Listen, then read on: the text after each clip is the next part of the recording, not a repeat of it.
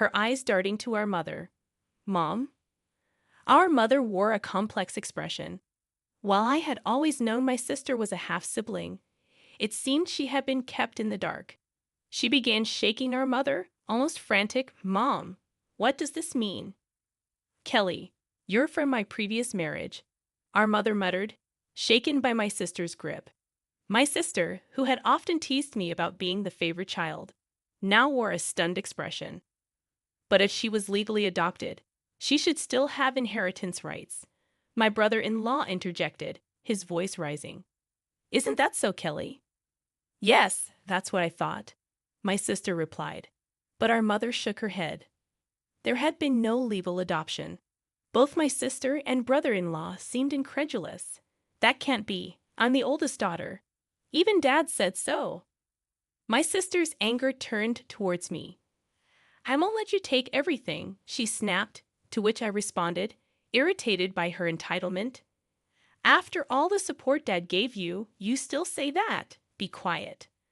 I'm his rightful heir. My sister and brother-in-law protested. But what's wrong with a father supporting his daughter? I sighed, feeling the weight of the situation. While it's normal for parents to support their children, my sister had been using my father's money to settle debts and deal with various troubles. Mrs. Watson, John, who had been silent until now, suggested, "Why don't we let Kelly see the will too?" The will? I have no idea about that, my sister panicked, although it was her own fault for not paying attention. Dad wanted us all to discuss the will's contents when he made it, but my sister brushed it off and went out to play instead.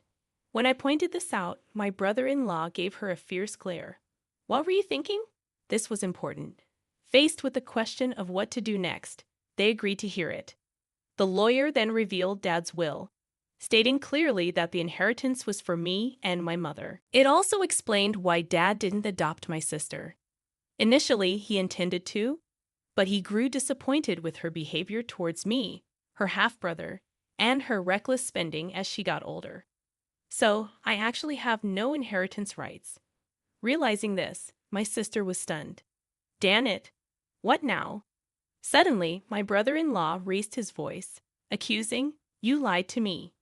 You said you had money." His demeanor turned aggressive, leaving my mother and sister shocked. But I wasn't surprised. My brother-in-law had often shown his greed. Perhaps he even married my sister for her money. "Kelly, don't come back until you've got some money," he commanded. "Wait, Chris? What do you mean? I thought I was going to be wealthy. What a letdown." Roughly pushing past my sister, my brother-in-law stormed out of the room. Left behind, my sister glared at us, her face red with anger, and cried out to our flustered mother, "Mom, why didn't you have me adopted? It's not fair that only you get the inheritance. I should have gotten something too. But you didn't handle it right. This is awful, Mom," she sobbed, making a scene. I was taken aback by her outburst, but the lawyer seemed unfazed, perhaps accustomed to such drama. "Why does he get everything?" "Because I'm Dad's son," I responded, and my sister's eyes filled with anger as she lunged at me, shouting, "You! It would have been better if you were never born." I thought to myself that even if I hadn't existed, Dad would likely have made the same decision given my sister's character. Before I could say anything, the lawyer calmly intervened. "Kelly, if you continue like this, it will involve the police," making my sister flinch, possibly recalling her past shoplifting incidents. "Kelly," our mother called out, tears in her eyes. 6 months had passed, and the inheritance proceedings went smoothly without any hiccups. Though my sister and brother-in-law grumbled for a bit, the lawyer's efficient management left them with no room to meddle. My mother gave my sister some money, but I refrained from commenting on it. What bothered me most was their sudden disappearance with the funds, displaying their blatant gold-digging behavior, which left a sour taste in the mouths of our relatives who were aware of the situation. One day, I took my mother, wife, and daughter out for a meal. Thanks to my wife's suggestion, my mother, who had been somewhat withdrawn since Dad's passing, seemed more cheerful in the company of her adorable granddaughter. "Hey, Mom, why don't you come live with us?" I proposed. "But you know Kelly might drop by sometimes." She only shows up when she needs money, right? Don't be too accommodating with her, my mother hesitated. Her reluctance was understandable, given that my sister is her biological daughter. Plus, if our family moved into the family home, my sister might stir up trouble again. Respecting her concerns, I simply asked her to think it over as I drove towards the family home to drop her off. As we pulled up, we noticed lights on in the supposedly empty house. It wasn't the time for the helper to be there, so maybe my sister had returned. With that in mind, I parked the car in the garage. Let's pop in for a quick coffee, I suggested. As we stepped out of the car and headed towards the entrance, a car suddenly swerved towards us, narrowly missing us. Reacting to my daughter's cry, I instinctively shielded my wife. Ouch! Thankfully, the car only grazed me, but I was thrown into a nearby flower bed, taking a hard knock. The car came to a halt after hitting the garage entrance. Are you all right, honey? My wife and daughter rushed over to help me up, while my mother stood trembling at the entrance, understandably shaken. Panic ensued. I was rushed to the hospital by ambulance and had to stay overnight. Later, I learned that the driver was Chris Adams, my brother-in-law. He claimed to the police that he mistook the accelerator for the brake, but I doubted his explanation. When my mother and sister visited me in the hospital, my sister looked at me coldly and remarked, "You're surprisingly resilient, aren't you?" I couldn't help but think that if I had been seriously injured, my mother would have inherited everything. "Too bad for you," I said with a smirk. My sister visibly tensed. "You were counting on it, weren't you?" I noticed her discomfort as she looked away. "Well, Mom told me she plans to waive her inheritance from me, so causing such an accident was pointless."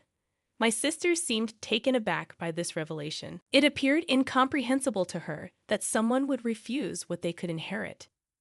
I have a wife and kids, so Mom asked me to pass it on to them. That's what parents do. But, my sister stuttered.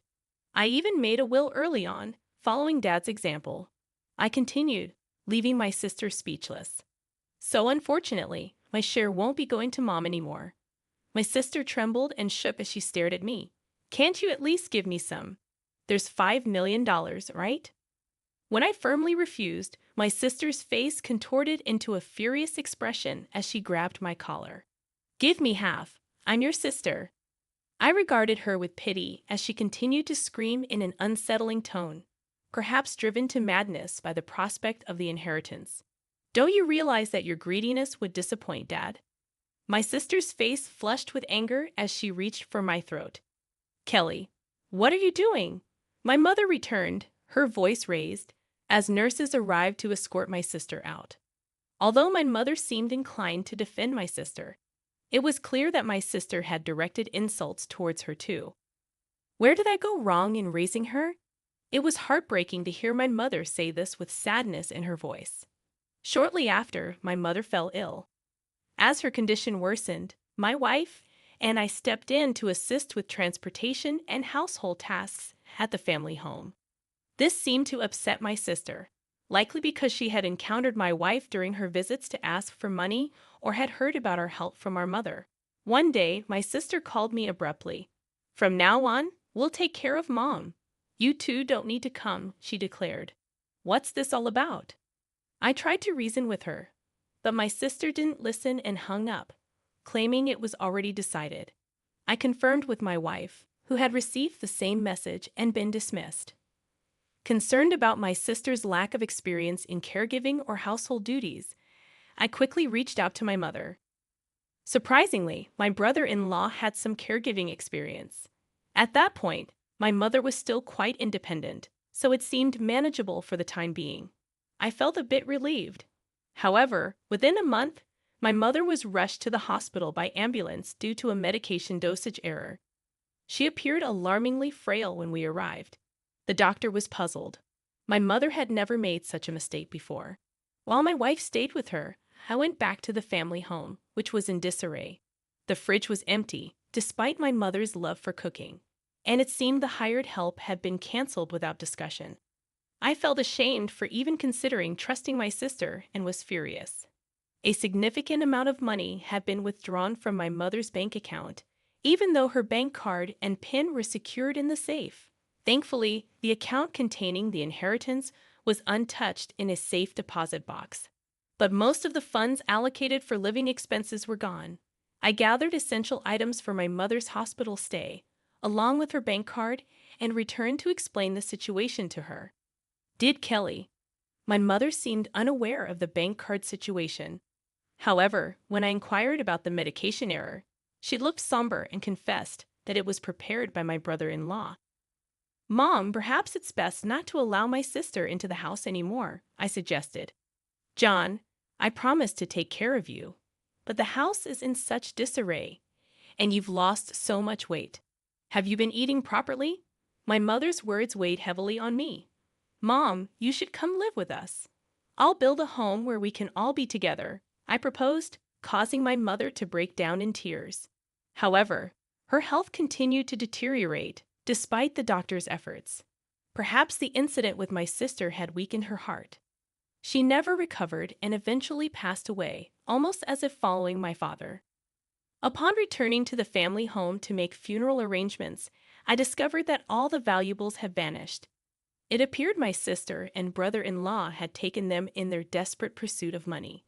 Standing amidst the empty rooms, I was first shocked and then consumed by a fierce anger. I vowed to hold them accountable for their actions. The day after my mother's funeral, my sister and I were scheduled to meet with the lawyer, presumably to discuss the inheritance. Too bad. Mom's inheritance rightfully belongs to me, her daughter, my sister boldly declared. I couldn't help but chuckle at her statement, as it seemed she was gravely mistaken. Let's see what the will says, I suggested. As the lawyer unveiled the will, my sister's face drained of color. No, this can't be. Kelly is not entitled to inherit anything. That's Dad's final wish, my brother-in-law exploded. However, the lawyer calmly reiterated the same statement. This is absurd. Kelly is that old woman's biological child. My brother-in-law erupted, sweeping items off the table in anger. You can't deceive us. Give us the inheritance now. Chris, did you try to harm my mom? I confronted him. He shot me an irritated glare. What? I never did such a thing, he retorted. Then why was there a mistake with her medication? I pressed further. My brother-in-law scowled in annoyance. Who cares about that, John? It's outrageous that we're not getting any inheritance, my sister interjected, seemingly losing her composure. What have you done? I asked her, stunned.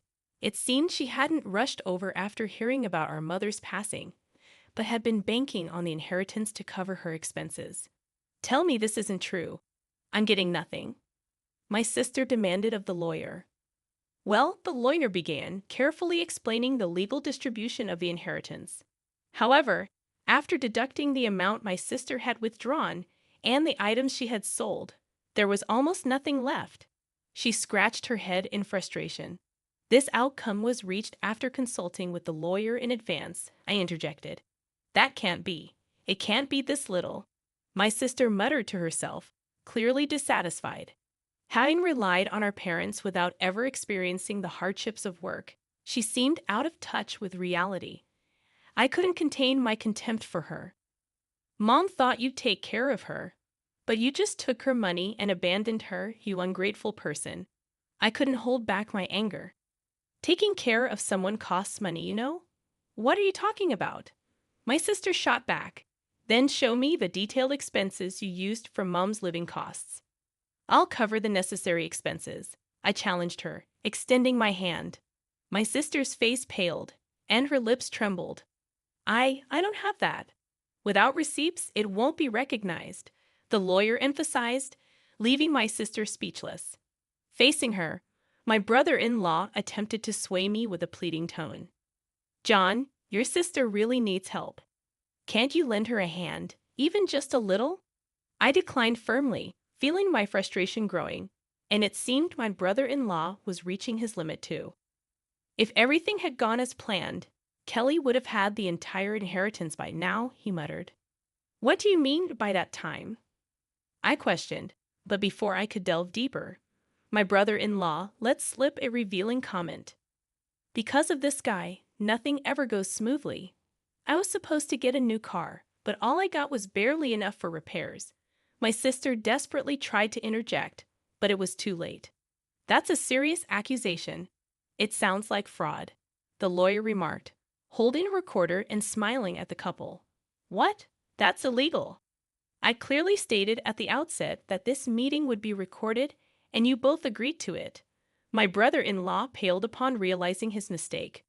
Turning to him, I declared, Chris, I'll be pressing charges for that accident. Don't be absurd. There's no evidence. You've just provided the evidence yourself. My sister burst into tears and shook my brother-in-law in frustration. You fool, it's all your fault. What are we going to do now? Eventually, my brother-in-law faced criminal charges. His previous offenses also came to light, leading to his detention by the police. My sister, implicated as an accomplice, received a lesser sentence. However, unable to afford her rent, she sought help from relatives but was rejected by everyone. As for me, I continued to work diligently without relying on any inheritance, finding solace in the dividends from stocks as a small pleasure.